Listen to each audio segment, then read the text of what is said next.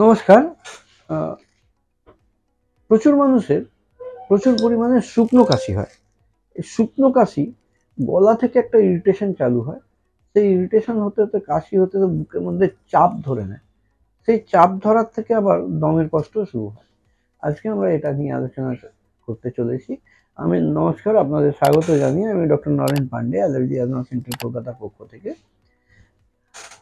আমরা কলকাতায় শিয়ালদা স্টেশনের পাশে মৌলালী মাজার এবং ইন্টালি সিনেমা হলের মাঝখানের বাড়িতে অবস্থিত। আমাদের এখানে পরিষেবা নিতে গেলে 500 টাকা অগ্রিম নন রিফান্ডেবল অ্যাপয়েন্টমেন্ট ফি জমা করতে হয়।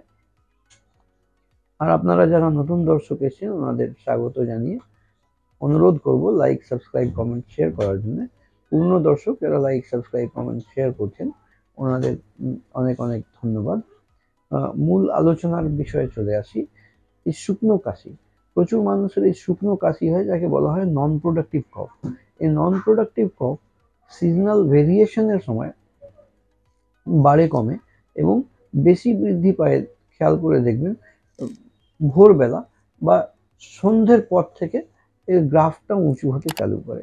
অনেকগুলো ফ্যাক্টরস রেসপন্সিবল আছে। অনেকগুলো ফ্যাক্টরস বলতে এনভায়রনমেন্টাল ফ্যাক্টরস বেশিরভাগই রেসপন্সিবল আছে।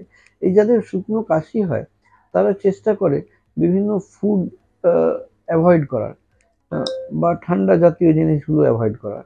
সে অ্যাভয়েড করুক আর না করুক তাও দেখে যে একই রকম কাশিটা কিন্তু হয়েই যাচ্ছে। মূলত এই ডিফারেন্ট এনভায়রনমেন্টাল ফ্যাক্টরের জন্য বেশিরভাগ এটা হয়। আর এই সিজনাল ভেরিয়েশনে দুরকম পলিউটেন্টস হয়, indoor air pollution and outdoor air pollution. Outdoor air পলিউশনের মধ্যে ডিফারেন্ট পোলেন, ফাঞ্জাই এগুলো পড়ে। আর ফাঞ্জাই ছত্রাক। আর ইনডোর এয়ার পলিউশনের মধ্যে বেশিরভাগ ওই হাউস ডাস্ট মাইটের অত্যাচার প্রচুর পরিমাণে থাকে, যেটা প্রচুর প্রচুর পরিমাণে আমাদের বিছানার মধ্যে, ম্যাট্রেসের মধ্যে, এই সমস্ত জায়গাগুলোতে এই মাইটগুলো থাকে। আর ডিফারেন্ট সিজনাল চেঞ্জের সময় এই মাইটের ব্রিডিং টাইম হয় যখন খুব অ্যাবন্ডেন্টলি হয়ে যায় বলে এগুলো নিঃশ্বাসের সাথে ভেতরে গিয়ে আমাদের রেসপিরেটরি ট্র্যাক্টে চোখ করে এই কাশিগুলো তোলে। উপায় কি? এগুলোর জন্য আমাদের প্রয়োজন আছে modified skin prick test, allergy চামড়ার উপরে অ্যালার্জি পরীক্ষা করে চিহ্নিত করা যে কোন কোন জিনিস থেকে কত পরিমাণে অ্যালার্জি হচ্ছে। ওটা যখনই আমরা চিনতে পারবো তার বিরুদ্ধে আমরা কিন্তু স্পেসিফিক সাবলিঙ্গুয়াল ইমিউনোথেরাপি ভ্যাকসিন তৈরি করে দিতে পারবো, যেটা দিয়ে শরীরের মধ্যে ইমিউনিটি ডেভেলপ হয়ে এই জিনিসগুলো বিদায় দেওয়া যায়।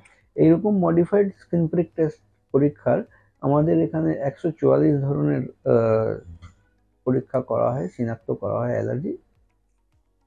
আর ওর চার্জেস 2500 টাকা আছে, পরামর্শ শুল্ক 1000 টাকা আছে। আর ভ্যাকসিন যেটার কথা বলছি এটা ইঞ্জেকশন নয়, এই ভ্যাকসিনটা ওরাল ড্রপস আছে, মুখে খাওয়ার ড্রপ। ওই ড্রপগুলো নিলে নেওয়া হয়। এটা 1 বছরের কোর্সের 8000 টাকা হয়।